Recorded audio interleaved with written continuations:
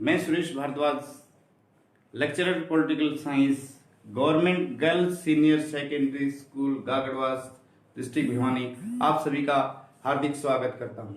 आज हमारा कक्षा 10-1 विषय राजनीति विज्ञान और टॉपिक रहेगा भारतीय संविधान में अधिकार भाग 2। प्यारे विद्यार्थियों, इस टॉपिक के बारे में हम पिछले सेशन में अध्ययन कर चुके हैं, तो आज हम आपको शुरुआत से रिवाइज करके बाकी जितना भी हमारा क्वेश्चन बचता है मौलिक अधिकारों के बारे में उसका अध्ययन करेंगे। सर्वप्रथम मैं आपका रिवाइज करवाना चाहूंगा कि हमारे संविधान में 6 मौलिक अधिकार प्रदान किए हैं। इन मौलिक अधिकारों के बारे में मैं आपको दोबारा से रिवाइज करवाऊं कि मौलिक अधिकार किसी नागरिक को प्रदान किए जाने वाले वो अधिकार हैं जिनकी सहायता से वो अपना व्यक्तिगत और अपने देश के लिए अपना विकास कर सकता है। यानी इन अधिकारों का प्रयोग करके ही व्यक्ति अपने व्यक्तित्व का सर्वांगीण विकास करने में सक्षम हो पाता है। इन 6 मौलिक अधिकारों में से हमने अब तक जो पढ़ा है, समानता का अधिकार,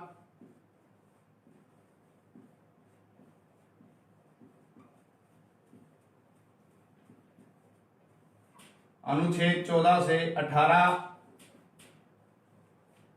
स्वतंत्रता का अधिकार,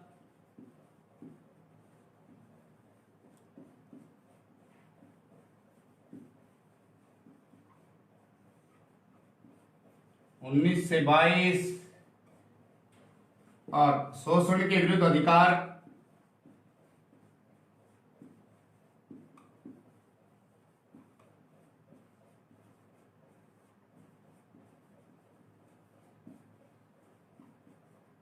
अनुच्छेद 23 और 24।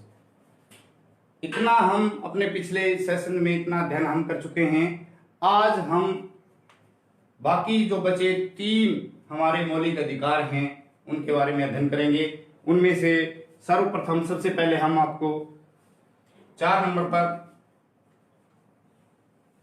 धार्मिक स्वतंत्रता का अधिकार,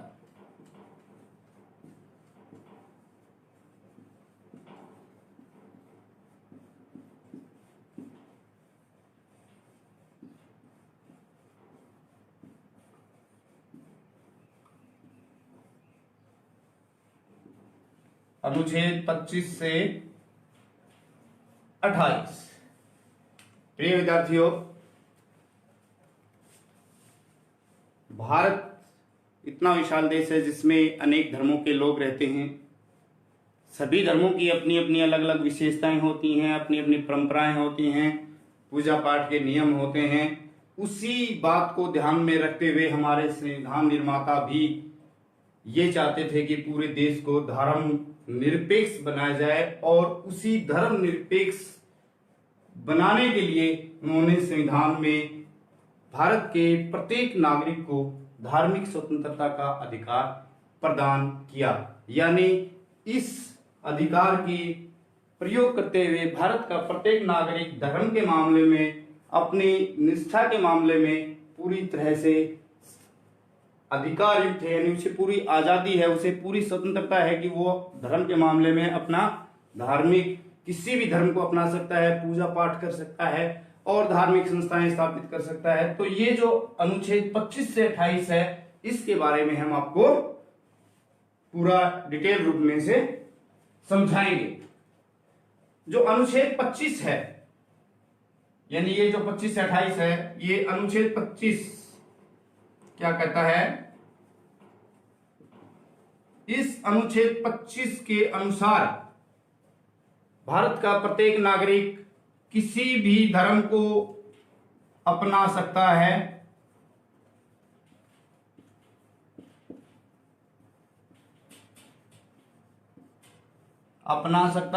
उसका प्रचार प्रसार कर सकता है और उस धर्म से संबंधित जो भी इसके कार्य होते हैं वो पूरी तरीके से कर सकता है। लेकिन जो धर्म का प्रचार है वो इस तरीके से किया जाना चाहिए। भारत का संविधान इस बात की अनुमति जरूर देता है कि उसे अपने धर्म को अपनाने का, उसका प्रचार करने का, लेकिन इसके लिए उसे इस बात का ख्याल रखना होगा कि वो अपने धर्म का प्रचार करते समय भारत की एकता और अखंडता का किसी प्रकार से हानि ना पहुंचे, शांति व्यवस्था भंग ना हो। यानी अपने धर्म का प्रचार करते समय उसे इस बात का ख्याल रखना होगा कि इससे कहीं किसी दूसरे व्यक्ति या भारत के दूसरे नागरिक, भारत के नागरिक का अपना जो धर्म है वो प्रभावित ना हो और धार्मिक भावना ना भड़के। यानी अनुच्छेद 25 आपको आजादी देता है किसी भी धर्म को अपनाने की, उसका प्रचार प्रसार करने की, परंतु इस बात की अनुमति नहीं देता कि आप अपने उस प्रचार प्रसार से भारत की किसी धार्मिक जो एकता और अखंडता है उसको नुकसान पहुंचाएं। यानी आप एक दायरे में रह करके अपने धर्म का प्रचार प्रसार कर सकते हैं। अब हम अनुच्छेद 26 क्या कहता है, धार्मिक स्वतंत्रता का जो अधिकार है 25 से 28, उसमें जो अनुच्छेद 25 है ये किसी भी धर्म को अपनाने की स्वीकृति देता है, और जो अनुच्छेद 26 है वो कहता है कि धार्मिक कार्य जो भी करेंगे आप, धार्मिक कार्यों के प्रबंध करने की अनुमति, धार्मिक कार्य को का प्रबंध करने की अनुमति, प्रबंध करने का अधिकार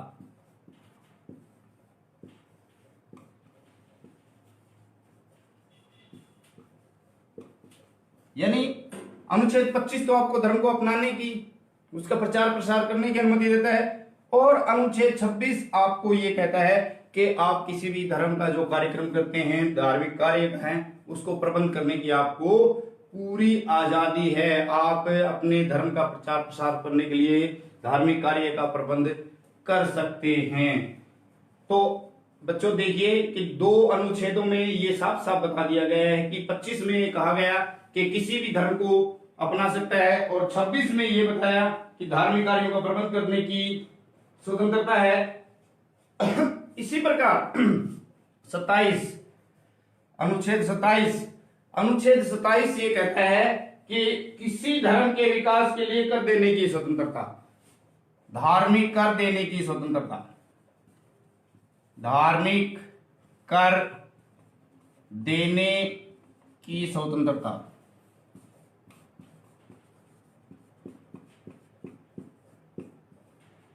अनुच्छेद 27 के अनुसार ये है कि भारत के किसी नागरिक को धार्मिक कर देने के लिए विवश नहीं किया जा सकता। यदि आपकी मर्जी है तो आप किसी भी धर्म के प्रचार प्रसार के लिए कर दे सकते हैं, चंदा दे सकते हैं, लेकिन किसी भी व्यक्ति को धार्मिक कर या चंदा देने के लिए विवश नहीं किया जा सकता। उसको जबरदस्ती उसके पास से किसी धर्म का प्रचार प्रसार करने के लिए धन नहीं लिया जा सकता। यानी किसी भी धर्म के बारे में यदि कहा जाए कि उस अमुक धर्म के प्रचार प्रसार के लिए पैसा दो, क्योंकि भारत को धर्मनिरपेक्ष घोषित किया गया है, इसीलिए विवश नहीं किया जा सकता। yदि आपकी मर्जी है तो आप उसको धार्मिक रूप से किसी प्रकार से आर्थिक सहायता दे सकते हैं। अनुच्छेद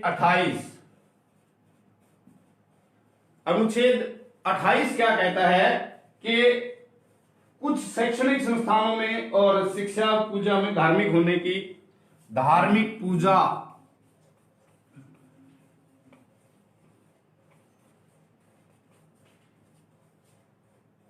शैक्षणिक संस्थानों में की स्वतंत्रता, शैक्षणिक संस्थान स्वतंत्रता।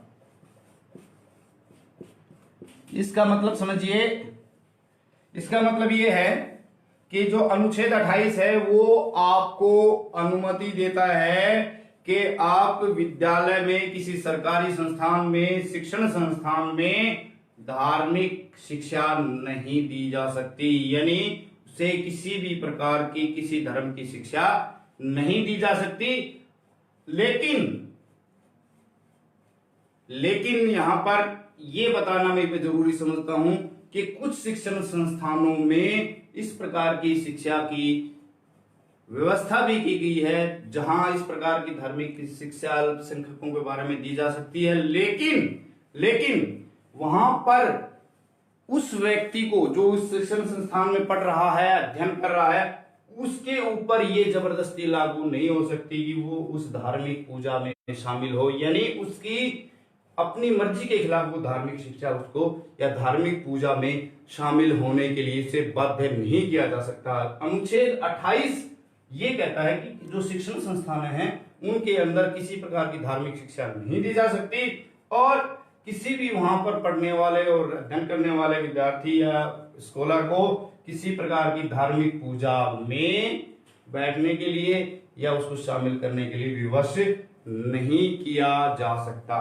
तो ये जो धार्मिक स्वतंत्रता का अधिकार है, अनुच्छेद 25, 26, 27, 28, इनके बारे में दोबारा से मैं आपको रिपीट करता हूं। अनुच्छेद 25 ये कहता है कि भारत का कोई भी नागरिक किसी भी धर्म को अपना सकता है, उसका प्रचार प्रसार कर सकता है। अनुच्छेद 26 ये कहता है कि धार्मिक कार्य का प्रबंध करने का अधिकार है, यानी कि वो व्यक्ति वो अपने धर्म के बारे में प्रचार प्रसार करने के लिए किसी प्रकार के कार्य को प्रबंध करने की, शिक्षण संस्थान खोलने की, ये जो इस प्रकार की हैं, धन जुगाड़, धन को प्राप्त करने की, धन को व्यय करने की, ये उसके धार्मिक कार्य में आएंगे। उसी प्रकार 27 में धार्मिक कर देने की स्वतंत्रता, यानी कि भारत के किसी भी नागरिक को किसी विशेष धर्म का प्रचार प्रसार करने के लिए कर देने से छूट है, यानी कि उससे धन देने के लिए उसे विवश नहीं किया जा सकता। और इसी प्रकार 28 में धार्मिक पूजा शैक्षणिक संस्थानों में स्वतंत्रता, इसका भी मतलब यही है कि जो शैक्षणिक संस्थानों हैं उनके अंदर किसी प्रकार की धार्मिक शिक्षा नहीं दी जा सकती और उस संस्था में अध्ययनरत विद्यार्थियों को भी किसी धार्मिक पूजा में विशेष तौर से शामिल होने के लिए विवश नहीं किया जा सकता। यानी कि ये हमारा जो चौथा मौलिक अधिकार है, ये भारतीय नागरिकों को धर्म के मामले में इतनी सारी स्वतंत्रताएं प्रदान करता है। तो अब तक हमने 4 मौलिक अधिकारों के बारे में अध्ययन कर लिया है। समानता का अधिकार, स्वतंत्रता का अधिकार, शोषण के विरुद्ध अधिकार और धार्मिक स्वतंत्रता का अधिकार। अब हम अपने 5वें मौलिक अधिकार के ऊपर आपको लेके चलते हैं।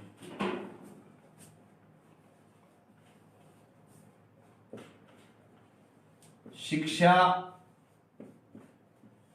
संस्कृति संबंधी अधिकार।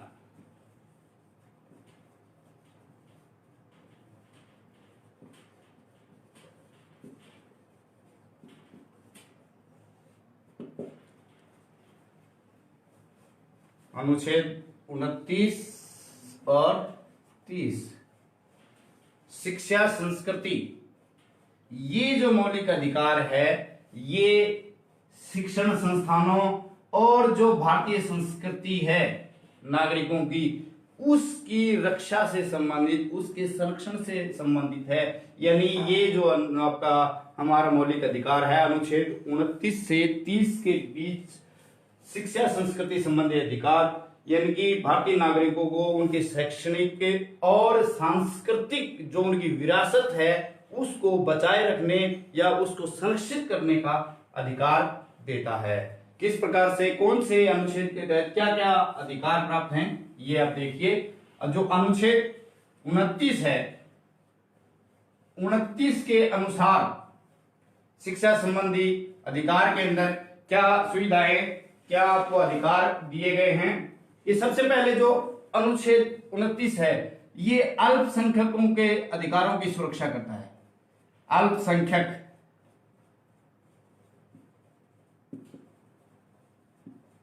अल्पसंख्यकों के अधिकार की सुरक्षा।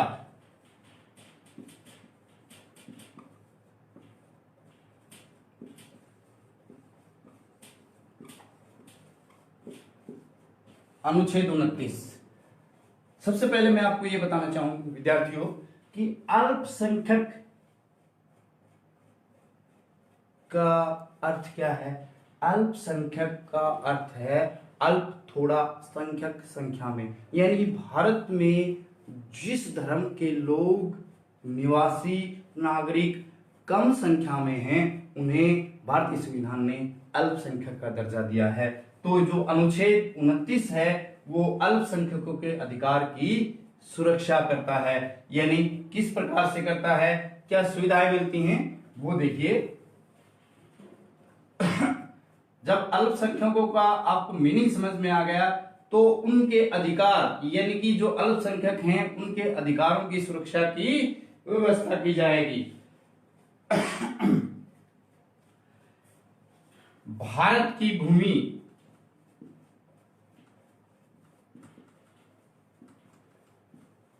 पर निवास करने वाले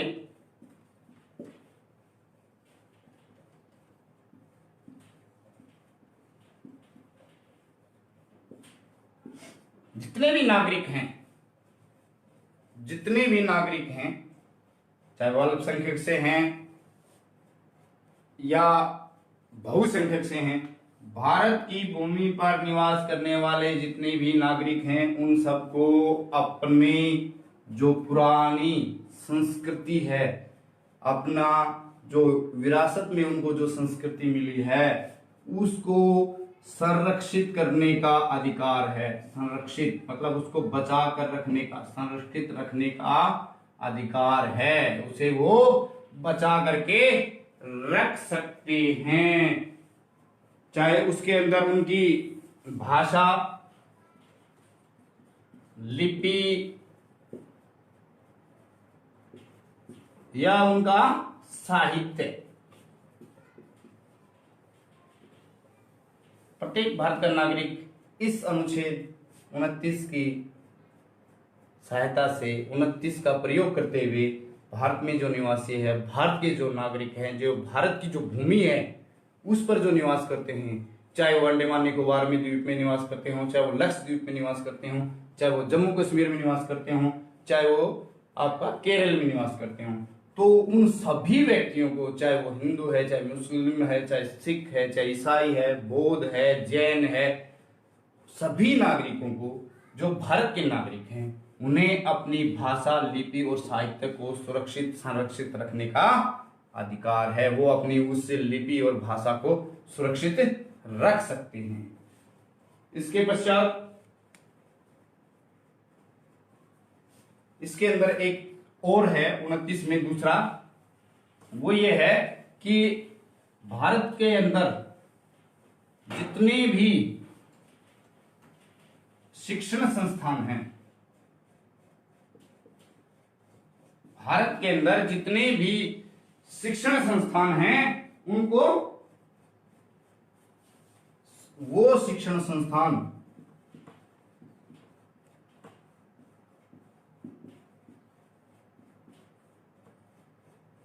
सभी भारतीयों के लिए खुले हैं, सभी भारतीयों के लिए खुले हैं, सभी भारतीयों के लिए है। यानी किसी भी शिक्षण संस्थान में प्रवेश लेते समय उस व्यक्ति के साथ उसके जाति, धर्म, संप्रदाय, उसके क्षेत्र या उसके राज्य का के हिसाब से या उसका सहारा लेकर उसके साथ किसी प्रकार का भेदभाव नहीं किया जाएगा। यानी भारत के प्रत्येक नागरिक को भारत में स्थित शिक्षण संस्थान में प्रवेश लेने का अधिकार है। उसे किसी रंग, जाति, धर्म आदि का सहारा लेकर के उसे उस शिक्षण संस्थान में प्रवेश लेने से वंचित नहीं किया जा सकता। तो ये है हमारा 29। और अब हम आपको करवाते हैं अनुच्छेद 30, शैक्षणिक संस्थानों की स्थापना और उनका प्रबंध करने का अल्पसंख्यकों का अधिकार। शैक्षणिक संस्थान, शैक्षणिक संस्थान वो स्थापित करना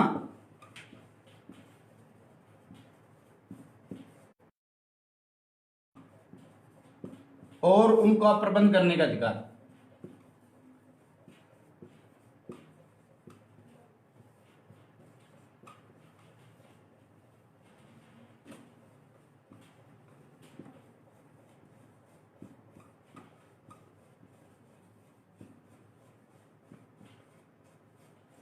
देखिए विद्यार्थियों, शैक्षणिक संस्थानों को स्थापित करना और उनका प्रबंध करने का अधिकार। विशेष तौर से अल्पसंख्यकों के लिए। मैंने आपको पहले भी बताया था कि इसमें अल्पसंख्यकों के अधिकारों की सुरक्षा की गई है 29 और 30 दोनों में ही। तो ये जो 30 में है, शैक्षणिक संस्थानों को स्थापित करना और उनका प्रबंध करने का अधिकार अल्पसंख्यकों को। तो इस अनुच्छेद के तहत भारत में अल्पसंख्यक समुदाय अपने धार्मिक शिक्षा से संबंधित शिक्षण संस्थान स्थापित कर सकते हैं और उनका प्रबंध कर सकते हैं। विभिन्न माध्यमों से धन को एकत्र कर सकते हैं और उसका व्यय करने का भी अधिकार उन्हीं को है। इसके साथ साथ इसके अंदर एक व्यवस्था और भी है, क्योंकि भारत धर्मनिरपेक्ष है, किसी एक धर्म का पक्ष नहीं लेता है, सभी धर्मों को समान समझता है। तो इस मामले में भी किसी राज्य द्वारा, भारत सरकार द्वारा जब भी किसी शिक्षण संस्थान को अनुदान देना होता है, वित्तीय सहायता देनी होती है, तो उस वक्त ये नहीं देखा जाएगा कि ये शिक्षण संस्थान किसी अल्पसंख्यक वर्ग का प्रतिनिधित्व करती है। मतलब वित्तीय सहायता प्रदान करते समय राज्य सरकार अल्पसंख्यक समुदाय से संबंधित शिक्षण संस्थानों की या सामान्य वर्ग या बहुसंख्यक वर्ग का जो शिक्षण संस्थान है, उन दोनों में किसी प्रकार का भी भेदभाव नहीं करती, समान रूप से उन सबको वित्तीय सहायता उपलब्ध करवाती है। तो विद्यार्थियों, जो पांचवा हमारा मौलिक अधिकार है, शिक्षा संस्कृति संबंधी अधिकार, इसमें मुख्य रूप से सिर्फ इतना ही याद रखना है आपको कि ये जो हमारा पांचवा मौलिक अधिकार है, ये ज्यादातर अल्पसंख्यकों के अधिकारों की सुरक्षा करता है। ये हमें प्रत्येक भारतीय नागरिक को अपनी जो हमारी शिक्षा है, हमारी संस्कृति है, हमारी प्राचीन लिपि है, हमारी भाषा है, उसको सुरक्षित रखने का हमें अधिकार देती है। और अल्पसंख्यक वर्ग जो हम शिक्षण संस्थाओं को उनको स्थापित करने का और उनका प्रबंध करने का अधिकार देती है।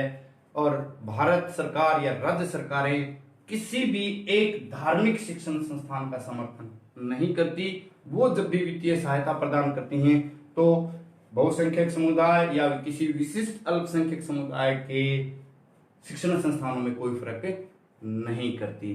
तो अब तक हमने 5 मौलिक अधिकारों का अध्ययन किया है और अब हम अपने छठे मौलिक अधिकार के बारे में आपको समझाते हैं। प्रिय विद्यार्थियों,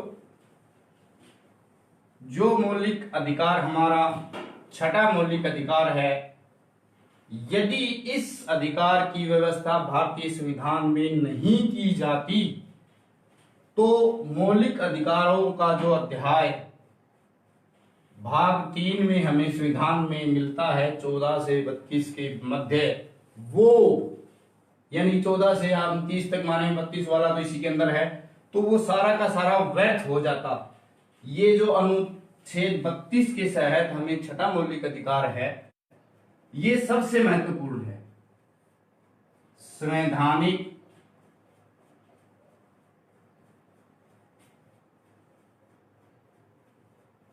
उपचारों का अधिकार, संवैधानिक उपचारों का अधिकार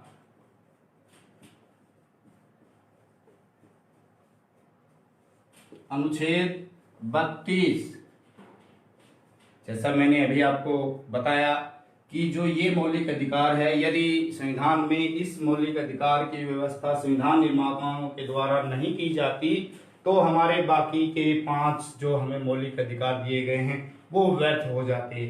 ये हमारा मौलिक अधिकार हमें इतने अधिकार प्रदान करता है कि यदि हमारे साथ किसी प्रकार के हमारे मौलिक अधिकारों का हनन किया जाता है, किसी संस्था, किसी सरकार, किसी व्यक्ति के द्वारा, तो हम अनुच्छेद 32 में जो संवैधानिक उपचारों के अधिकार दिए हुए हैं उनकी सहायता से हम अपने अधिकारों को वापस प्राप्त कर सकते हैं। और सबसे ज्यादा इस मौलिक अधिकारों में जो सबसे महत्वपूर्ण पार्ट है वो आपको ये अधिकार देता है कि आप अपने अधिकारों की रक्षा के लिए, जो आपको मौलिक अधिकार मिले हैं उनके अधिकारों की रक्षा के लिए आप न्यायालय का भी सहारा ले सकते हैं। न्यायालय। और सबसे महत्वपूर्ण बात ये कि यदि आपके मौलिक अधिकारों का उल्लंघन हो रहा है, कोई मौलिक अधिकारों का आपका हनन कर रहा है, आपसे आपका समानता का, स्वतंत्रता का या धार्मिक अधिकार आपसे छीन रहा है, तो आप सीधे ही सर्वोच्च न्यायालय में भी जा सकते हैं। सर्वोच्च न्यायालय में आप अपने अधिकारों के साथ जो हनन हुआ है उसका मामला उठा सकते हैं और न्यायालय आपको आपके मौलिक अधिकारों का जो भी उल्लंघन हुआ है उसमें न्याय दिलवाने का कार्य करेगा। तो कितनी महत्वपूर्ण बात है कि जो अनुच्छेद 32 है और जो 76 नंबर हमारा संवैधानिक विचारों का अधिकार है, ये सबसे महत्वपूर्ण है। सर्वोच्च न्यायालय के साथ साथ हमारा संविधान का अनुच्छेद 226 का भी मैं जिक्र करूंगा। 226 जो अनुच्छेद है वो ये कहता है कि जो यदि कोई किसी व्यक्ति के साथ, किसी संस्था के साथ उसके मौलिक अधिकारों का उल्लंघन होता है तो वो संबंधित राज्य न्यायालय में जा सकता है। संबंधित राज्य न्यायालय में भी जा सकता है। यानी आपको ये छूट है, तो जिस राज्य में आप निवास करते हैं अनुच्छेद 226 का प्रयोग करते हुए आप राज्य न्यायालय में भी अपील कर सकते हैं कि मेरे साथ मेरे इस मौलिक अधिकार का उल्लंघन इस व्यक्ति, इस संस्था या सरकार के द्वारा किया गया है। और आप चाहें तो आप सीधे ही अपने मौलिक अधिकारों की रक्षा के लिए सर्वोच्च न्यायालय में जा सकते हैं। अब सर्वोच्च न्यायालय या राज्य न्यायालय आपके इन मौलिक अधिकारों की रक्षा के लिए कुछ रिटें जारी करते हैं, जिन्हें लेख कहा जाता है। रिट कि इस प्रकार से यदि कोई व्यक्ति अपना अपील करता है, अपनी शिकायत देता है कि मेरे साथ मेरे मौलिक अधिकारों का उल्लंघन हो रहा है, तो न्यायालय द्वारा संबंधित संस्था व्यक्ति को जो लिखित आदेश दिए जाते हैं उन्हें हम रिट या लेख कहते हैं। लेख।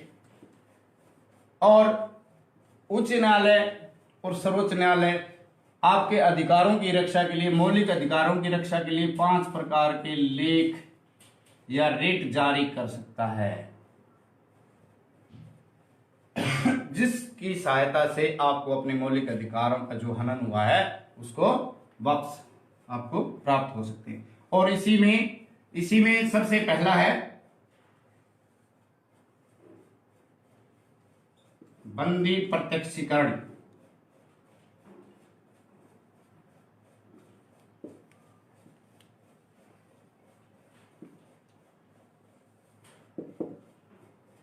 समझने का प्रयास कीजिए। बंदी प्रत्यक्षीकरण ये कब इसकी अपील की जाती है और न्यायालय इस बारे में क्या आदेश देता है।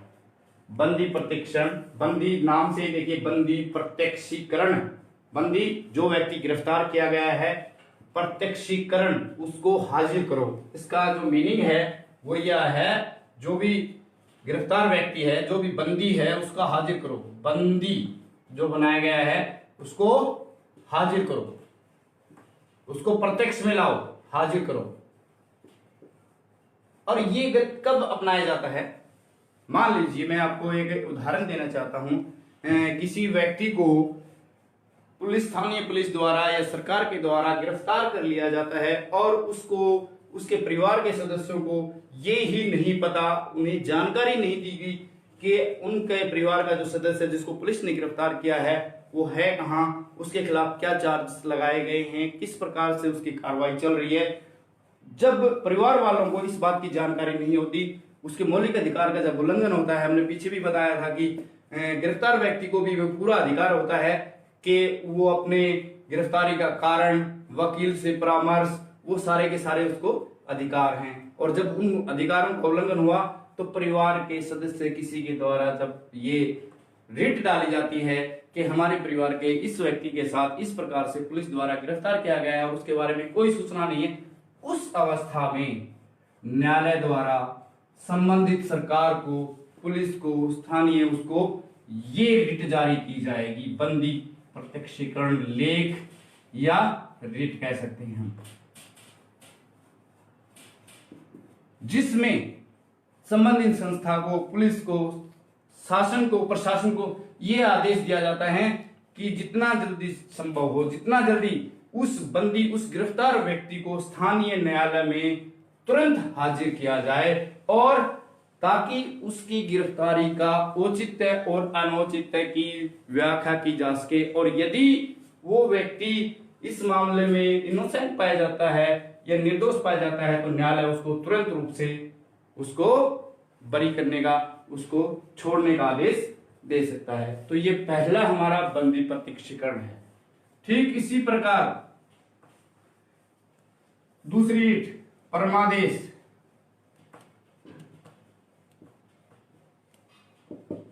इसका मीनिंग है हम आदेश देते हैं।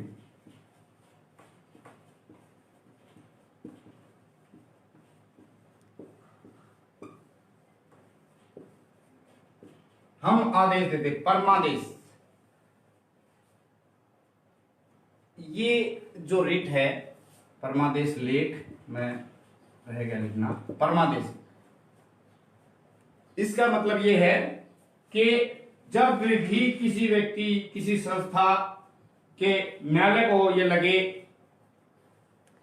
न्यायालय के पास शिकायत आए कि कोई भी कार्य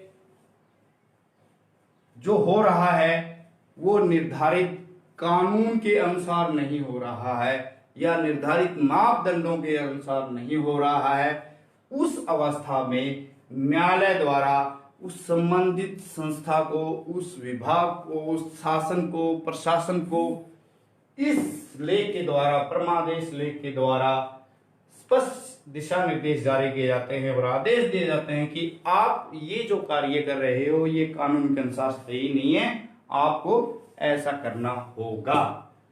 तो परमादेश आपको जो रिट है वो संबंधित विभागों को भी एक गाइडलाइन प्रदान करता है न्यायालय, जिससे कि उसके अंदर किसी प्रकार का भी जो सरकार की जो लापरवाही होती है, जो किसी प्रकार से भी, मान लीजिए सरकार ने मौलिक अधिकारों के बारे में या उनको प्रभावित करने वाला कोई नया नियम बना दिया जिसकी वजह से आपके मौलिक अधिकारों का उल्लंघन हो रहा है, तो उस अवस्था में भी न्यायालय आदेश देता है उस सरकार को, उस विभाग को, के मौलिक अधिकारों के अधिकार जहां जहां तक प्रभावित होते हैं वहां तक ये कानून को रद्द किया जाए।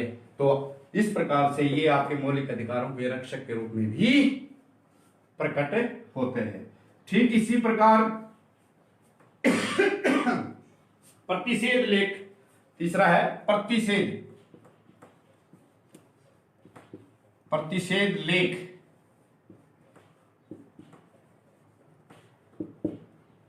ये आपके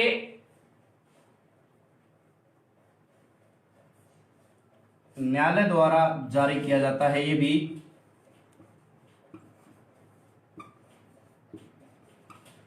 और इसका जो है प्रतिषेध रोकना, इसका शाब्दिक अर्थ है, मतलब इसका अर्थ ये कह सकते हैं हम, रोकना, किसी को कार्य करने से रोकना। और न्यायालय के द्वारा यह आदेश दिया जाता है किसी व्यक्ति को, किसी संस्था को कि आप ये कार्य करने के लिए आप सक्षम नहीं हैं, आप ये कार्य नहीं कर सकते, क्योंकि इसका मतलब यह है कि कोई भी कार्य ऐसा जो कानून के विरुद्ध हो या संबंधित व्यक्ति या संस्था के अधिकार क्षेत्र से बाहर हो, उस अवस्था में प्रतिषेध लेख के द्वारा न्यायालय उस कार्य को रोक सकता है, उसे कह सकता है कि ये आप इस अधिकार क्षेत्र में नहीं हैं। तो अब तक हमने 3 रिट्स, 3 लेख, बंदी प्रत्यक्षीकरण जिसमें बंदी को जो गिरफ्तार व्यक्ति है उसको हाजिर करना होता है, दूसरा परमादेश, इसमें आदेश दिया जाता है, और प्रतिषेध लेख जिसमें न्यायालय द्वारा किसी ऐसे कार्य को जो हमारे मौलिक अधिकारों के संबंधित है उसको करने से रोका जाता है। अब हम अगला जो लेख है वो देखते हैं।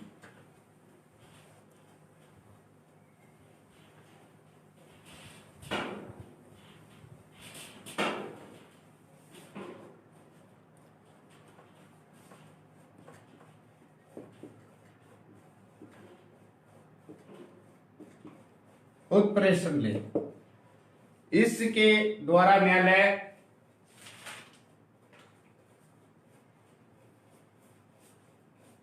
न्यायालय सूचना प्राप्त करता है।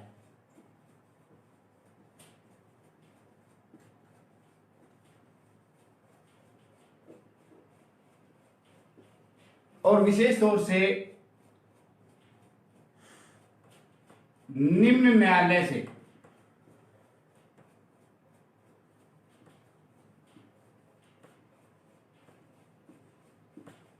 सूचना प्राप्त करता है निम्न न्यायालय से, यानी कि उच्च न्यायालय या सर्वोच्च न्यायालय को अपने अधीनस्थ किसी न्यायालय में चल रहे मुकदमे के बारे में ये अवगत कराया जाता है कि इसके अंदर पूरी तरह से न्याय की संभावना नहीं है, मौलिक अधिकारों का उल्लंघन किया जा रहा है। उस अवस्था में उच्च न्यायालय या सर्वोच्च न्यायालय अपने अधीन निम्न न्यायालय से वो संबंधित मामला अपने पास अपनी निगरानी में मंगवा सकता है। उसकी सुनवाई करने का जो अधिकार है वो अपने ऊपर ले लेता है, अपने पास मंगवा लेता है। इसका सबसे बड़ा बेनिफिट ये होता है कि जो नागरिकों के मौलिक अधिकारों की स्थानीय स्तर के ऊपर किसी प्रकार से भी अवहेलना होने की संभावना बनती थी, वो उच्च न्यायालय और सुप्रीम कोर्ट ने अपने इस लेख, उत्प्रेषण लेख की सहायता से वो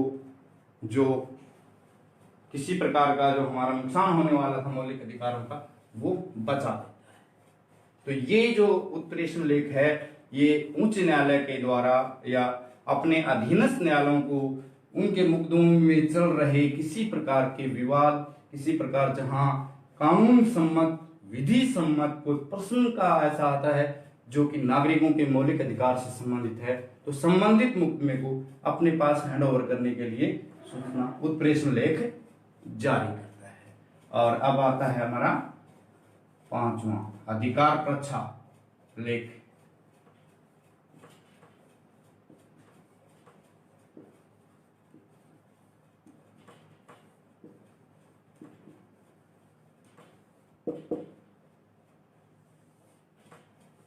नाम से ही स्पष्ट है, अधिकार प्रच्छा। इसमें, इस लेख में सबसे पहले ये पूछा जाता है, इसको हम इसका अर्थ के रूप में है किस शक्ति के द्वारा, इसका अर्थ ये है किस शक्ति के द्वारा,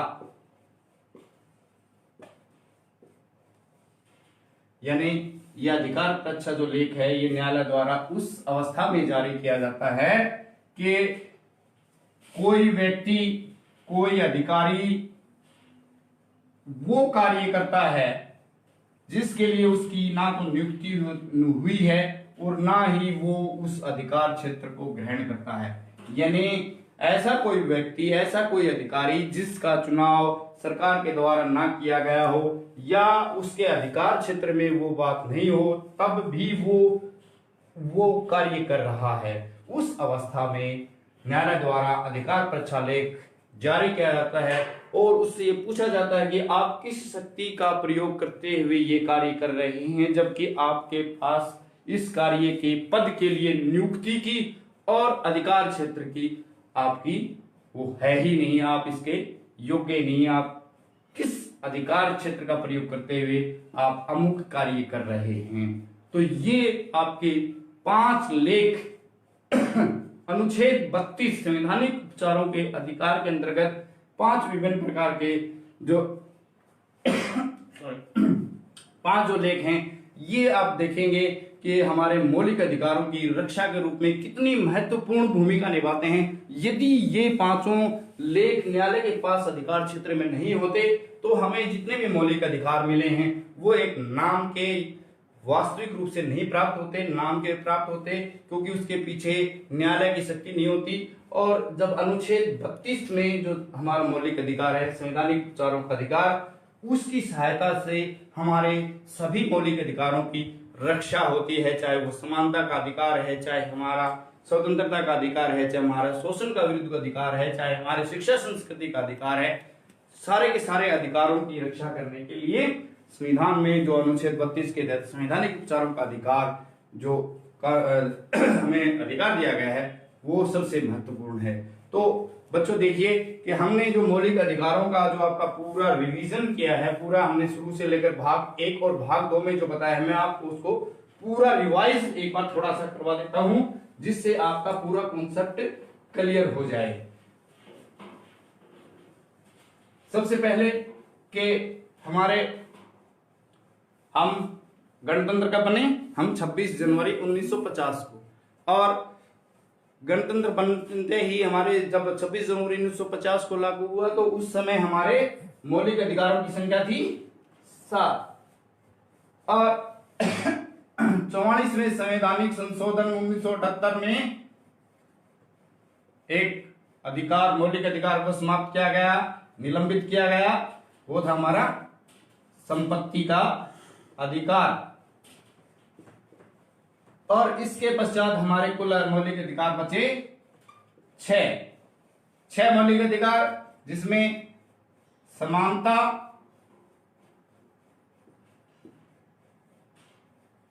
स्वतंत्रता, शोषण के विरुद्ध,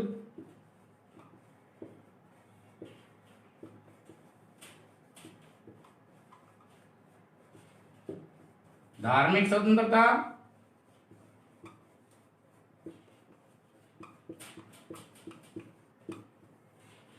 शिक्षा संस्कृति संबंधी अधिकार,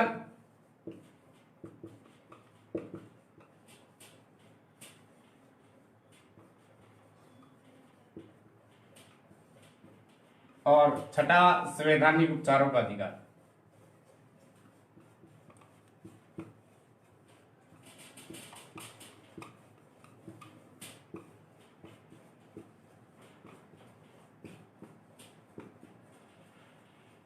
अनुच्छेद समानता 14 से 18, स्वतंत्रता का अधिकार 19 से 22, शोषण के विरुद्ध 23 से 24, धार्मिक स्वतंत्रता 25 से 28, शिक्षा संबंधी अधिकार 29-30 और संवैधानिक उपचारों का अधिकार 32। आप पूछ सकते हैं कि अनुच्छेद 31 कहाँ है? हमने अभी आपको जिक्र किया, जब 44वें संवैधानिक संशोधन के द्वारा संपत्ति का जो अधिकार था वो आर्टिकल अनुच्छेद 31 के तहत था, और जब वो निलंबित हो गया तो उस अनुच्छेद को खाली छोड़ दिया गया। ये भी आपको बताना मैं उचित समझता हूँ। तो आज हमने अपने मौलिक अधिकारों के बारे में पूर्णतया अध्ययन किया है, और हमारा ये जो चैप्टर है राजनीति विज्ञान का भारतीय संविधान में अधिकार, 6 मौलिक अधिकारों का विस्तृत रूप से हमने अध्ययन किया है, और आप सभी इसको ध्यान पूर्वक दोबारा से स्टडी करना, आपको बहुत अच्छा समझ में आएगा। जय हिंद, जय भारत।